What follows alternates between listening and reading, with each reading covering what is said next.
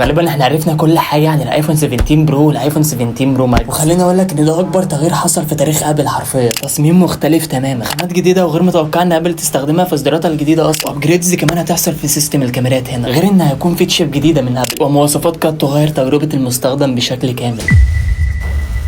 ازيكم يا جماعه، يا رب تكونوا بخير. النهارده ان شاء الله هنتكلم عن كل حاجه تخص الايفون 17 برو والايفون 17 برو ماكس اللي اوريدي هيتم الاعلان عنهم يوم 9 سبتمبر ان شاء الله. تسريبات مؤكده بنسبه 99% معانا النهارده، فخلونا نغوص في التفاصيل ونشوف ايه اللي هيكون مختلف في الجيل الجديد هنا. من غير كلام كتير كده، صلاه على النبي ويلا بينا نبدا. تعالوا نبدا كلام الاول على التغيرات اللي هتحصل في جانب الديزاين والماتيريال. في تغيير طفيف جدا هيحصل طبقا لكلام التسريبات، ان هيتم نقل اللايدار سنسور والفلاش والمايك على اليمين والثلاث كاميرات في الجزء اللي على الشمال زي ما هم. ده اول تغيير المفروض هيحصل، واكتر من مصدر بيأكد ده، فاصبح في فراغ كبير قوي في المكان ده. فمن هنا بدات اشاعات تظهر وكلام كتير قوي يظهر في الجانب ده، منهم والله ان ابل ممكن تضيف شاشه صغيره هنا وبتاع. ده في ناس فعليا قالت كده، ولكن ده مش دقيق الحقيقه، يعني الصعب يتحقق من ابل خدت الخطوه دي مش علشان يبقى مجرد تغيير حصل في شكل الايفون وكده. اعتقد لا، اللي ممكن يحصل ان ابل عايزه تكبر السنسورز، فاهم؟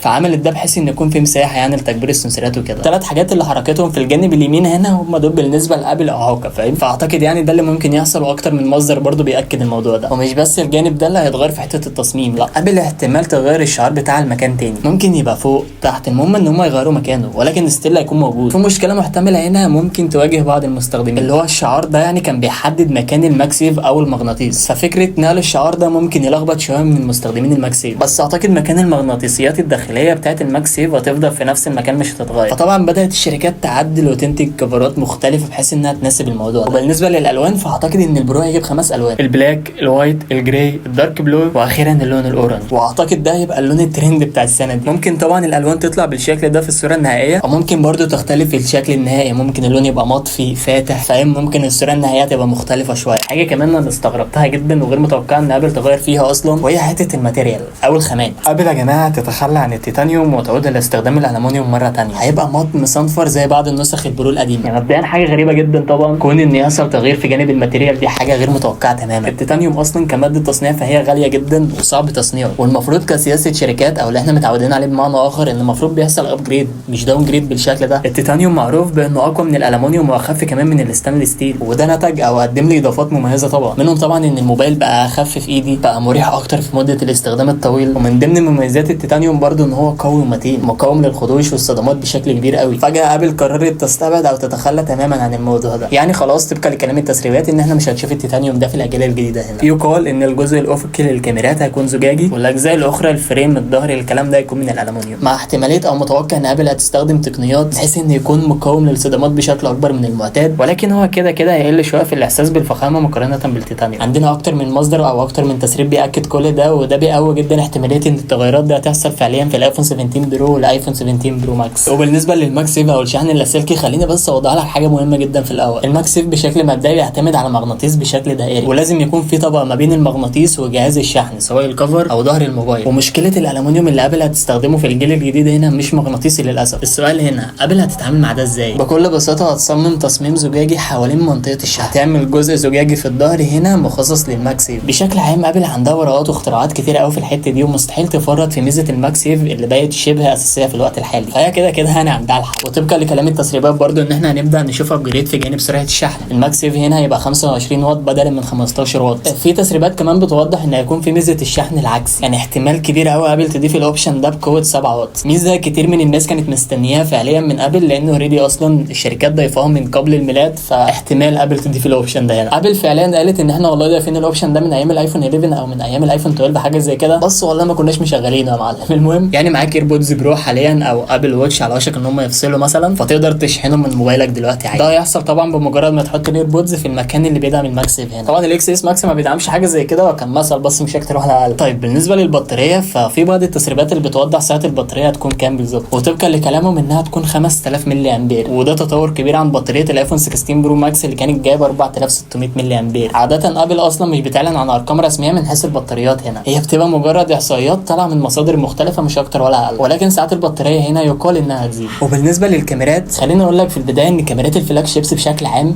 وصلت لمرحله مرعبه او حصلت على ابجريدز كبيره قوي، يعني ما بقتش مجرد كاميرا بتطلعها في اي وقت تاخد بقى الصوره وخلصانه على كده، لا الموضوع بقى اكبر من كده بكتير قوي. حاليا انت بقى معاك اداه سينمائيه في جيبك، ده حقيقي. هي حاجه عموما لازم الشركات تعمل فيها ابجريد كل سنه او نشوف تطور فيها، علشان ببساطه احنا محتاجين ده. او خليني اقول لك ان في فئه كبيره قوي من الناس محتاجين حاجه زي كده. انا من الناس اللي محتاجه تشوف تطور في الجانب ده مقارنه بالجيل اللي فات علشان اتوجه للاصدار الجديد. هنا اولويات الشيء ده، انا لو ما شفتش ابجريد في الجانب ده مقارنه بالجيل اللي فات الاصدار الجديد هنا مش هيبقى مبهر بالنسبه لي. في بعض الناس طبعا بتهتم بادوات ثانيه في الهاردوير، ولكن الاغلبيه بتهتم بالكاميرات. بالمناسبه تقدر تكتب لي تحت في الكومنتات انت مهتم بأنهي جزء تحديدا في الهاردوير، رايك مهم جدا بالنسبه لي. وحاسك ما عملتش لايك ولا سبسكرايب ولا اي حاجه من الحاجات اللي انت المفروض بتروق عليا بيها دي، تعمل سبسكرايب علشان اللي جاي كتير. طبعا داخل الجيش وبتاع بس برضه مش هنساه. المهم نرجع لموضوعنا بقى سريعا كده، خلونا نتكلم عن التطور اللي حصل في الكاميرا الاماميه. يقال انها ممكن تيجي بدقه 24 ميجا بكسل بدلا من 12 ميجا بكسل. الابجريد ده طبعا هيفرق في جوده الصور جدا، غير انها تديك مرونه اكبر في التعديل، وكون انك تقص الصوره من غير ما الكواليتي يقل دي حاجه ممتازه، وده اللي هنشوفه فعليا في الجيل الجديد من ابل. والمميز في ابل انها لما بتزود في الميجا بكسل انت بتشوف نتيجه مرضيه، بتشوف ان فعلا حصل تطور. الحقيقه ابل لما بتضيف حاجه بتضيفها بشكل مختلف شويه، عكس شركات تانية ممكن تقدم في كاميراتها 108 ميجا بكسل ولكن مش بتبقى احسن حاجه. وبعيدا عن كل ده، انا اللي يعرفني اصلا هيعرف ان انا ما بحبش السيلفي بتاع ابل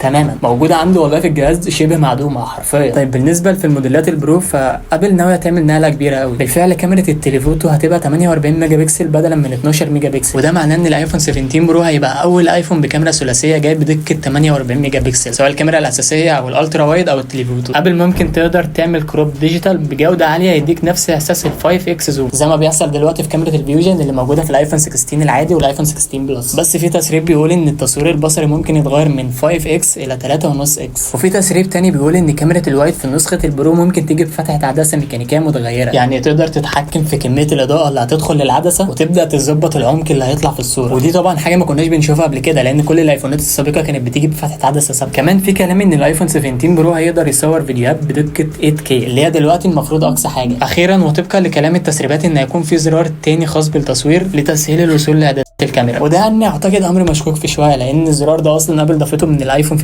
فاعتقد مش هيضيفوا زرار تاني للموضوع ده. وبالنسبه للشاشه واضح ان هيكون فيها ابجريدز مميزه جدا خاصه للفئه اللي دايما تتوجه للنسخ الاقتصاديه من السلاسل. في تسريبات بتقول ان كل موديلات الايفون 17 هتدعم البروموشن ال 120 هرتز، والديناميك ايلاند يقال في التسريبات ان حجمها هيقل شويه علشان تقنيه الميتا لينس، وفي بعض التسريبات بتقول عكس كده وانها تكون موجوده في المستقبل، بس اعتقد ان الموضوع ده يعني هيتوقف على حسب جاهزيه الانتاج. يعني لو التقنيه جاهزه هيبداوا يستخدموها عادي في الايفون 7. قبل زي ما قلت لك في بدايه الفيديو انها تستخدم تشيب جديده وهي الاي 19 برو. المعالج ده المفروض هيكون مبني على تقنيه تصنيع احدث اسمها الان 3 بي، ودي برده هتكون 3 نانومتر ولكن هتكون مطوره عن الجيل اللي فات. اخيرا غرفه التبريد ونظام التبريد، اكتر من مصدر بيقول ان البخار هينتشر في جميع انحاء الموبايل فعليا، حاجه طبعا هتساعد ان الموبايل يفضل بارد اكتر حتى مع الاستخدام طويل اللعب لفترات طويله والكلام ده، خصوصا ان معالجات ابل اصبحت قويه فبدات العاب بلاي ستيشن تنزل على الموبايل عادي، فده اكيد محتاج سيستم تبريد مختلف عن اللي انتجته ابل قبل كده. موبايلات ابل يا جماعه كارثه في موضوع التبريد ده حقيقي. يعني انا معايا موبايل والله ما ينفعش استخدمه في الاجواء او الظروف اللي زي دي، ولا انا خايف ان هو ممكن يكون فصل تصوير اصلا من موضوع الحراره ده، يعني ربنا يستر. لا تمام. طيب بالنسبه لمؤتمر ابل اللي دايما تعلن فيه عن اصداراتهم الجديده بيبقى يوم 9 سبتمبر، فبناء على ده تاريخ الاطلاق هيكون يوم 9 سبتمبر ان شاء الله، وهتبدا تعمل له بري اوردر من يوم 12. طبعا كل ما ميعاد المؤتمر يقرب اكتر كل ما التسريبات بتبقى اوضح واضح. فبس كده يا جدعان دي كانت كل التسريبات اللي حصلت او اللي قدرنا نحصل عليها لحد دلوقتي على الايفون 17 برو والايفون 17 برو ماكس. لو لسه ما عملتش لايك ولا سبسكرايب ولا كومنت حلو اتمنى انك تنزل تعمل كل الكلام ده دلوقتي. بس كده يا معلم اشوفك الحلقه الجايه،